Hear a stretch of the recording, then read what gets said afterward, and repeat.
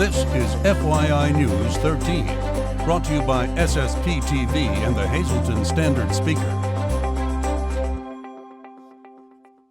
For your information, Thomas Flame was outside of his parents' house when he smelled smoke. What he did next saved a family friend's life. Hear that story next. Hello everyone, thanks for tuning in on SSPTV and online at ssptv.com. I'm Ken Cara and I promise we will make it worth your time. Here's your dose of local information from FYI and the Hazleton Standard Speaker. Would you risk your own life to run into a burning building to save someone? Well, two men did just that, and last night they were honored for their heroics. Lisa Sugart has a story. West Hazleton Borough Council and the West Hazleton Fire Department recognized two men last night for their heroic actions that saved the life of a borough woman. West Hazleton Fire Chief Sean Evans and Council President Mark Yeager presented awards to Tom Flame and West Hazleton Police Officer Chris Canardi. Canardi was not able to be present. Yeager made the presentation on behalf of Mayor Frank Schmidt. The recognition was in response to the men's life-saving actions on February 22nd, when the home of Veronica McCarskey caught fire. McCarskey is confined to her bed. Tom Flame was visiting his mother just doors away when he smelled smoke. The neighbors that own the house between my parents' house and the house that was on fire pointed up to the attic area, and I looked up and I saw the black smoke, and I knew my mom. I knew the people in the house my whole life. I knew she was bedridden. I knew my mom had a key to the house, so my mom was on the porch. I said, "Give me the key to VJ's house." She went in, got me the key, and I just ran up and went inside. Flame threw a blanket over McCarskey's dog so he did not get bit by it, then handed the dog to a neighbor, then went back in. That's when Patrolman Chris Canardi arrived. The two lifted her to safety as firefighters arrived on scene. We started assisting him off the porch with Miss McCarskey when we saw the front window starting to crack, and that's when our chief told us, wait up there till it shattered. And we were surprised how much glass came out of the front window and all over the front lawn. And we were lucky that we stayed up there under the cover of the porch. And once that glass came raining down, once it stopped, we were able to remove her from the front porch, get her to safety. Fire Chief Sean Evans said their quick actions showed the true spirit of community, and without them, things could have turned out much differently. Tom Flame's response to what he did, minute, 2 minutes, it could have gone the other way. And I can't praise these gentlemen enough, both Mr. Flame and Officer Canardi, for their quick, selfless act, because, in my eyes, they're true heroes. They did something that a lot of people don't want to do by running in to a very bad condition and doing what they knew what was right to try to help her. I don't know anybody that wouldn't have done the same thing if they were, fortunate enough to be there and, knew the family and knew that she was in bedridden. So it was, heroes a little bit strong. It's something, these firemen, I'm sure, getting much more heroic situations in their day-to-day work. But it was, it's a nice sentiment, nice to be honored, and glad I was there. Flame was in the neighborhood thanks to a twist of fate. First of all, I wasn't even supposed to be at my parents' that day. I was supposed to be playing racquetball, and my partner that I play with called me up and said, "Hey, can we push it back an hour?" Because he couldn't get out of work in time. So I said, "No problem. I'll go over to my mom's and waste an hour." And like I said, talk about being put in the right place at the right time. Veronica McCarskey, her dog Mozart, and her son Steve, who resides with her, were on hand for the ceremony. Steve is a reporter for the Times-Leader. He was at work when the fire broke out. Now, you've covered things like this your entire life, so what was it like to be the subject of it?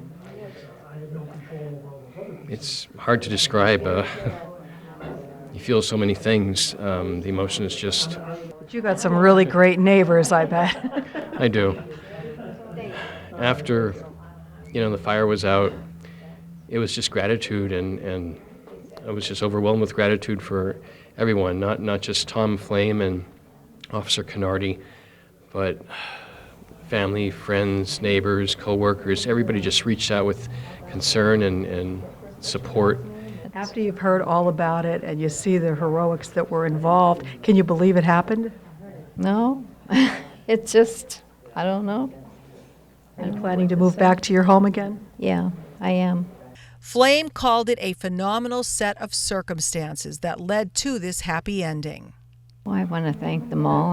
They did a good job, and if it wasn't for them, I guess I wouldn't be here. Reporting from West Hazelton for FYI, I'm Lisa Sugart. Thank you, Lisa, for that incredible story. In other news, on this Wednesday, a Weatherly woman was killed in a two-car crash on Monday night. 55-year-old Mary Beth Damaris was pronounced dead at Lehigh Valley Hospital, Hazelton, after a crash in Packer Township. State police at Hazelton say 20-year-old Zeri Douglas Brewer lost control of a Chevy Impala going around a curve on Brankman Drive. His rear passenger side hit the front end of a GMC Canyon driven by Damaris. A man accused of a drive-by shooting in the Hazelton area will go to trial. 25-year-old Lizandy Lee Trejo faces a list of charges, including aggravated assault and reckless endangerment. Trejo allegedly fired a gun into a vehicle, striking 22-year-old Doris Rivera, who suffered a head wound that required stitches.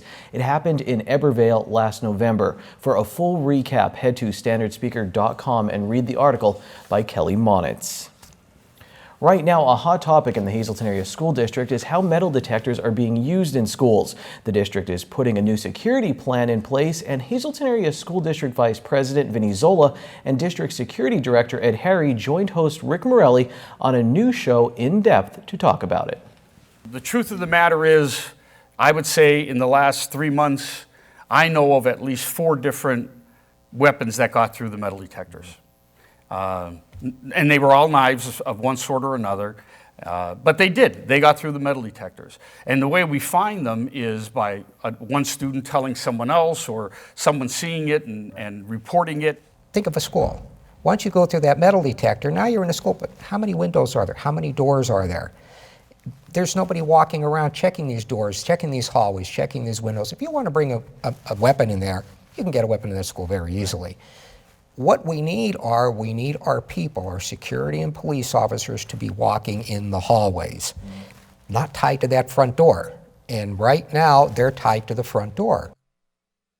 Catch this all-new episode of In Depth Friday at 12:30 p.m. and 8:30 p.m. here on SSPTV and online all the time at ssptv.com. Coming up on FYI, Anthony Bellino from the Standard Speaker Sports Team is here to talk about the State Wrestling Championships. And after this break, the host and producer of Wild Bout Hun is back with another segment, and this time he brought some friends. It's a neat story. Stay tuned.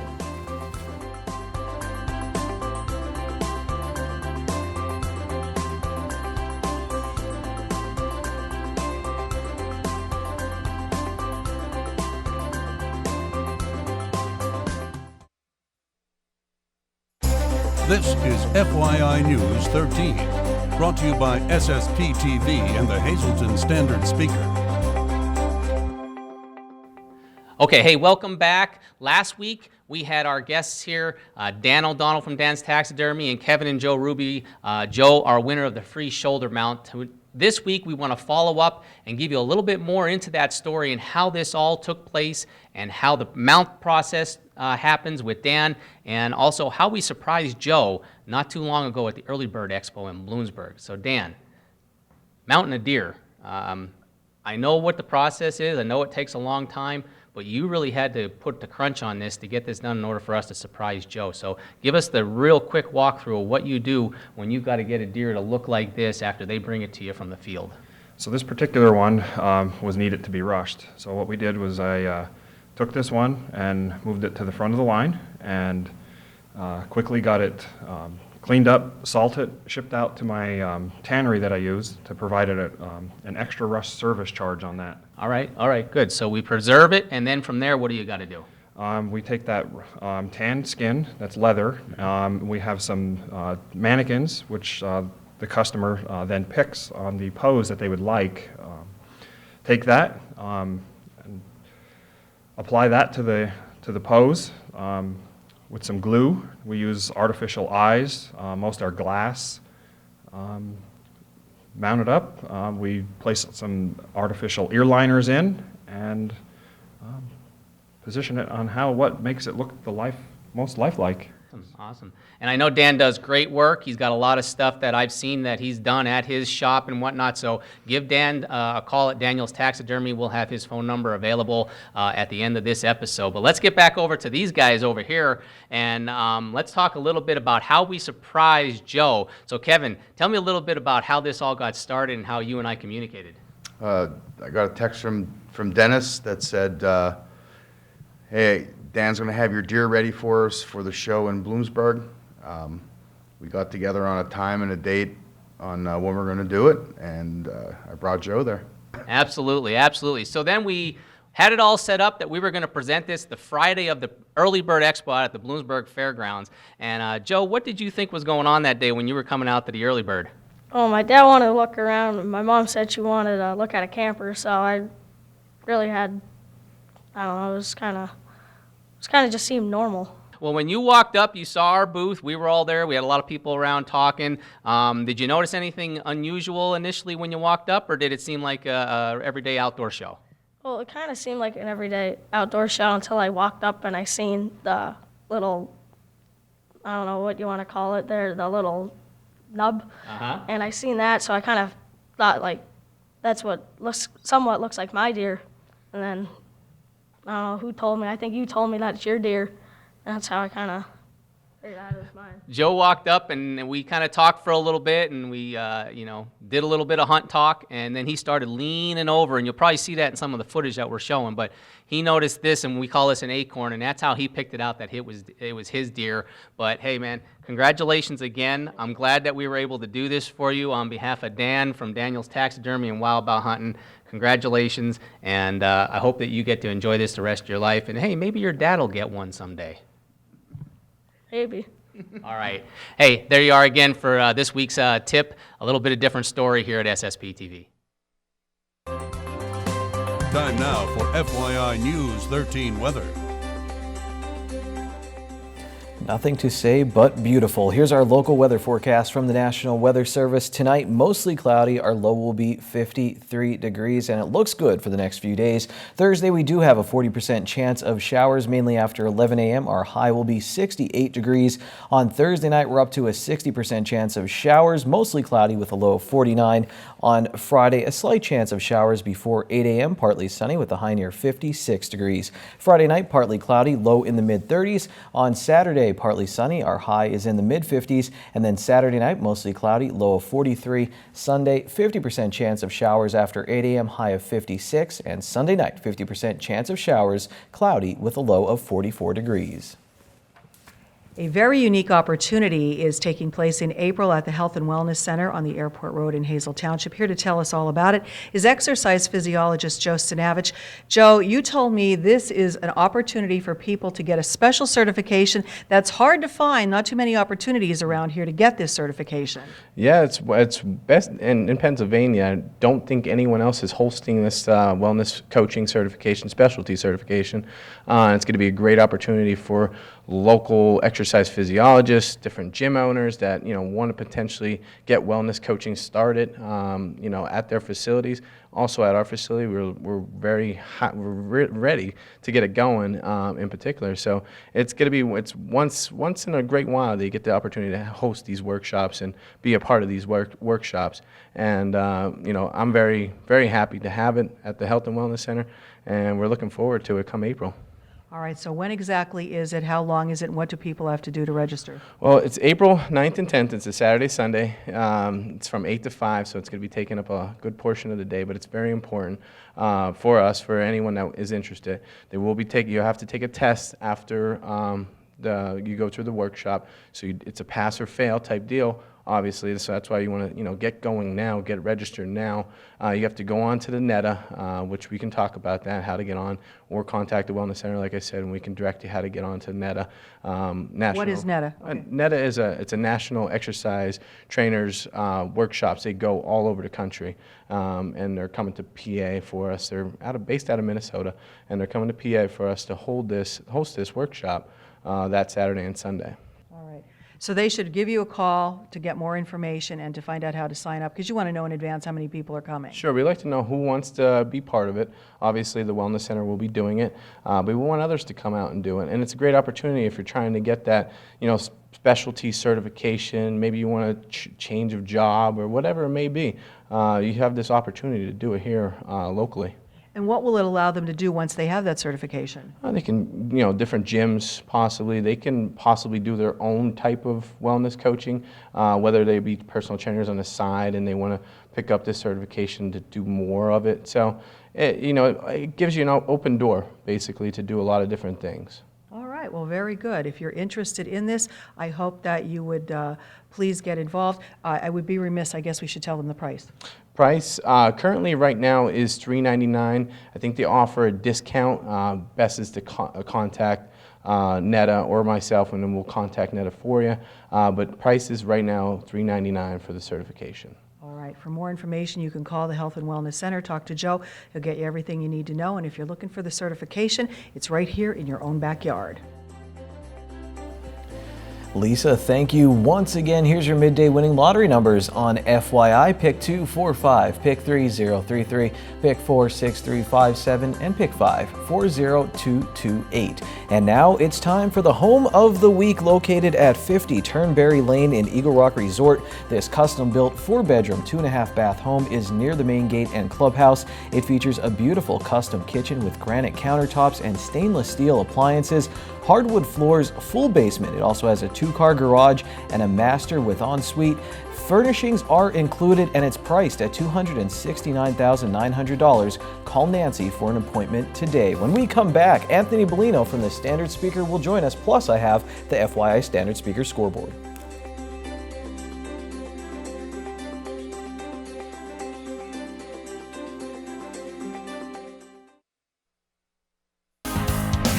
This is FYI News 13 Sports.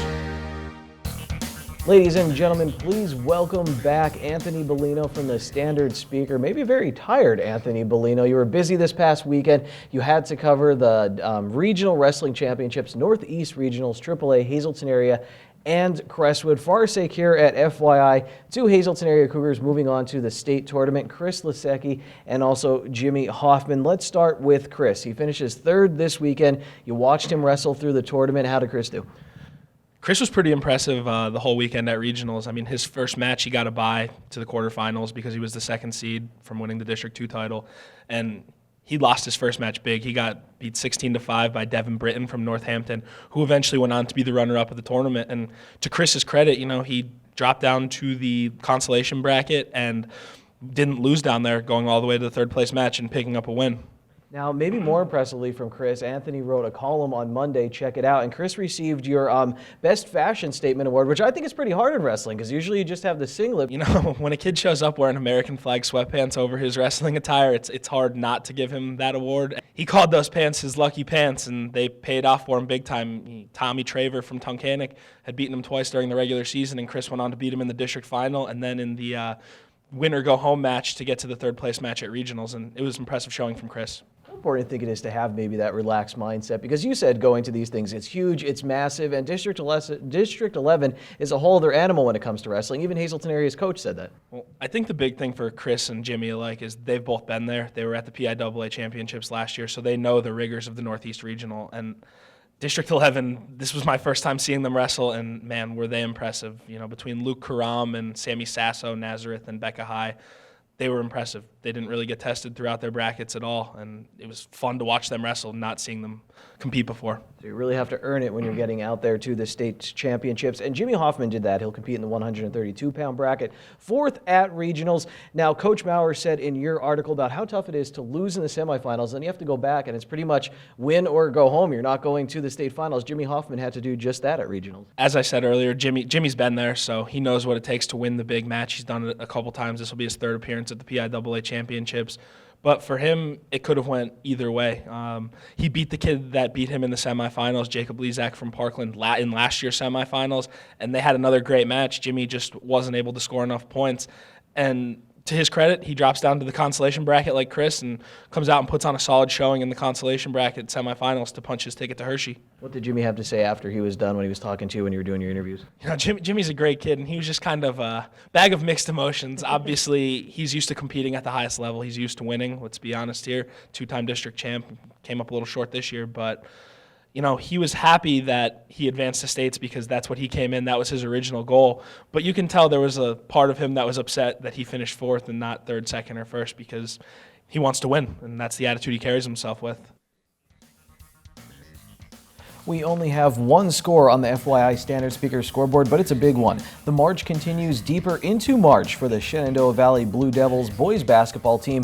The 462 basketball crew heated up in the second half, and they held off Delaware County Christian School to move on to the PIAA Single A quarterfinals. Shenandoah Valley will play Constitution, the District 12 champion who won the state title last year. That game will be on Friday. Joel Santana had 21 points for the Devils in this one, and Ian McCole added 18. Tonight, the Monoy area girls will take the floor in girls Single A playoffs against North Penn Mansfield. And that will do it for sports tonight. Coming up, it's the Social Report. It's Wednesday, and here's some delicious alliteration. It's signature steak night at Bottlenecks. All of their signature steaks are only $9.95 plus bottomless soup and salad for only $2.95. Hey golfers, have we got the perfect vacation spot for you? Myrtle Beach. Signature Golf Packages builds and reserves the finest and most reasonably priced Myrtle Beach vacations. From scheduling your golf tee times to making your hotel accommodations. Oceanfront to golf course villas. Mark Paston, a Hazleton native, has been doing this for 10 years. Expect excellent customer service, local knowledge of all the courses, and the best golf vacation of a lifetime. Call now to learn all of the specials that Signature Golf Packages can offer you or your group. 866-462-9885 or book now at signaturegolfpackages.com. Good evening, everyone, and here's tonight's Talk of the Town report. First tonight, the Walk-In Art Center, located at 220 Parkway in Schuylkill Haven, holding their third annual Bridal Fair, Sunday, March 13th from 11 a.m. to 5. Admission is free, and it will be held in the main gallery. For more information, please check out their Facebook event page. And one more quick announcement, Holy Trinity Orthodox Church, 223 South Kennedy Drive in McAdoo, be having a pierogi and halushki sale Friday, March 11th from 10 a.m. to 5:30. Please call ahead to secure your order, 570-929-2733. That's tonight's Talk of the Town. News 13 would like to send sincere condolences to the family and friends of these recently departed. John A. Reilly of Whitehaven. Mass is Thursday at 9:30 a.m. at the Church of Nativity BVM. Friends may call Wednesday from 4 to 8 p.m. at the Sheldon Kukuchka Funeral Home. Adam B. Boreski of Dudley, Massachusetts. Mass is Tuesday at 10 a.m. at the St. Anthony Catholic Church. Arrangements are under the direction of the Scanlon Funeral Home. Bernard J. Geisick, formerly of West Hazleton. Arrangements will be announced by the Frank J. Bonin Funeral Home. Stanley S. Bugda of Harwood. Funeral is Thursday at noon at St. Mary's Byzantine Catholic Church. Friends may call from 11 a.m. to noon. Arrangements are under the direction of the Frank J. Bonin Funeral Home. Jennifer L. Quinn of Milnesville. Arrangements will be announced by the Frank J. Bonin Funeral Home. And Lois Ann Hall of Hazleton. Services will be announced by the Rosenstock Funeral Home. Attention pay-per-view subscribers, if you see your name right now on News 13, you'll have 13 minutes to call in and win a free movie from Service Electric Cablevision. Our winner tonight is William Buckmaster of Ringtown. William, if you're watching, give us a call, 570-455-7267, extension 104.